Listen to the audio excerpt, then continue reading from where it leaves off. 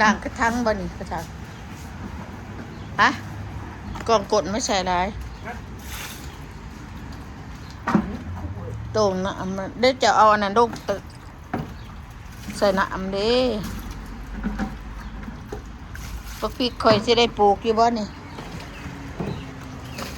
พักอีตูกันนะโอ้ยเหี้ยนี่ได้ปักพริกเพิ่นก็มีแต่พักอีตูวันนี้แม่นบ่พักอีตูหญ้าตัวนั้นหญ้าตัวปักพริกได้นี่จะดอกกระบงนี่ น้าสาวเนาะข่อยมันคนนั่นอยู่แล้วพวกนายบักแตงก็มีบงซ้ำนี้ได้พี่น้องซ้ำนี้ขนอยบงนี่ใหญ่เบิดนี่พักอีตู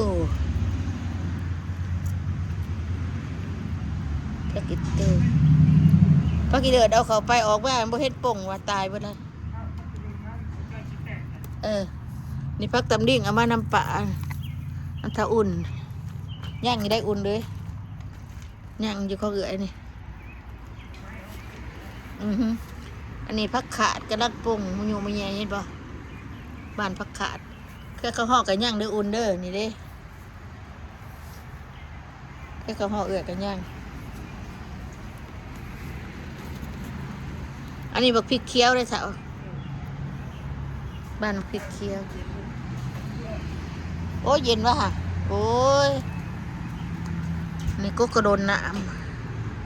ำได้มา2 ต้น 3 ต้นกระโดนน้ำเด้ผักหอมข่อยงามสนุกกินเผาออกมากินแต่น้ำฝนตกเลยพี่น้องมื้อนี้ใส่เพิ่นว่าผักกระโดนสิปลูกนี่กระต้นผักกระโดนน้ำเขาบอกเอาใส่คู่ปลูกบักทั่ว2 คุมเมื่อวาน3 คุมจะเอามันขึ้นนี่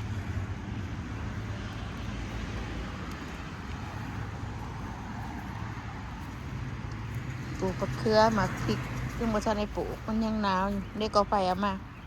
พี่น้องนี่ก็ไฟอันน้ำใหม่ว่าอันนี้ก็น้ำใหม่เด็กน้องน้ำใหม่เด็กน้องนั่น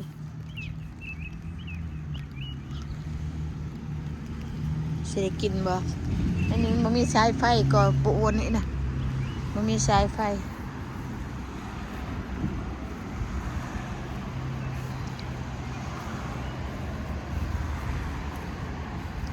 พักแพรวกับติดแต่เดี๋ยวนี้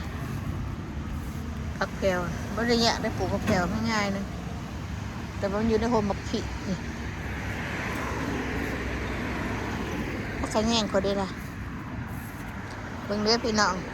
กุ๊กกระเทียมเขาดำใหญ่หัวใหญ่ดีได้เนี่ยมันห่างสิหัวใหญ่ตัวนี้ที่บริขุดออกมัน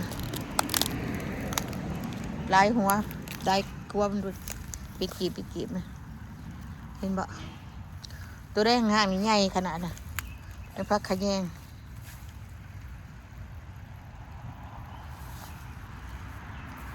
ขนาดคุดถิ่มตัวนั้นมันเป็นกอใหญ่ๆมันขนาดคุดถิ่มเด็กคุดถิ่มเมื่อวานนี่กระเทียมมันเป็นกอกระดอยเนี่ยคุดประเบิดดอกเมื่อยนี่เลยมันเป็นกออย่างสินะคุดถิ่มมันอันนั้นมันกระบอกนั่นมันก็เป็นกีบนี่เห็นว่ากระดอยคุดถิ่มคุดถิ่มเบิดมักลายคุดถิ่มมันก้นข้าเจ้าก็จะไปกินอยู่หัวมันจากสิขนาดพอว่าอ่อนมันกันห่อถิ่มลงดูมันก็จะเกิดดีกับถิ่มใช้กกไปเป็นสิแหละนี่เคยปลูกบางน้ำหมักผักนี่ปลูกหมัก3 คุมมี3 คุมปีนี้สิบ่ได้ปลูกหมักซะได้อีกลายแล้วหมักซะลอยนะก็หน่อยว่าได้ปลูกหลายมันขนาดแพงนี่พักอีเดือดขนาดมาปลูก อริดานี่เอามาฟังไว้ปักอีกเพราะหอมปอมเพิ่นก็มาเหยียบค่อยๆเบิดปะเฒ่านี่เอาในมันมาบาดถิ่มไว้พักไผ่นี่พี่น้องพักไผ่เอามาตะบอนเตือกปลาในตู้นี่เราปลูกเครือข้าวหอมปลูกเครือข้าวหอมโอ้ปักอันนี้บ่นั่นเนาะบ่ทนเนาะหมาได้นี่นี่ต้นนี่หมาได้นี่เอามาปลูกเลยมื้อนี้ฝนตกเด้อพี่น้องอากาศก็ได้หลายมันขึ้นออกก่อนฝนตกใหญ่ๆเนี่ยเบิ่งเพิ่นเสียมาใส่นี่ก็ได้ว่าตัวพักไผ่เลยยังชมอยากได้ต้มกินนะ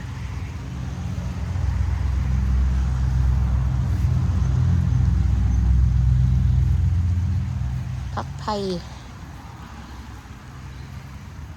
นี่ได้แกนโค่นขน่อยเอามาต้มกินหลายๆเติบพาหลายตากไว้แกนโค่น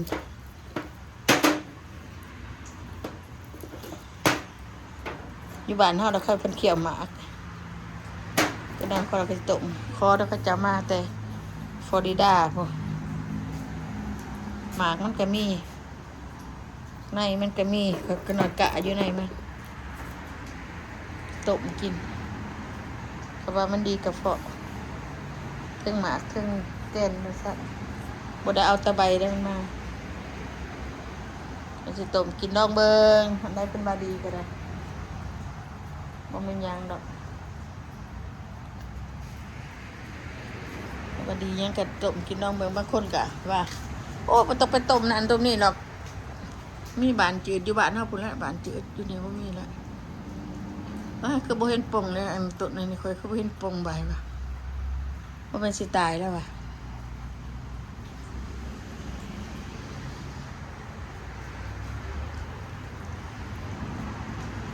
อากาศวิพ้นแล้วมื้อนี้นะเมื่อวานนี่ร้อนเด้อกลางวันแนมไปก็มีแต่ต้นกระเทียมพี่น้องเอ้ยก็เท่านี้เนาะมัน